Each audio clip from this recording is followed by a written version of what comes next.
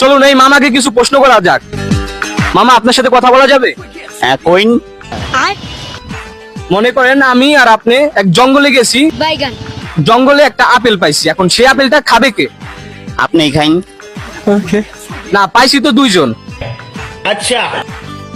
খান, আপনি খান। ওকে, আমি খেলাম। তারপর একটু হাঁটার পর সামনে যে একটা ঝর্ণা, ঝর্ণার পানি, এখন ঝর্ণার পানি খাবে কে? আপনি আপেল খাইছেন, আপনি খান।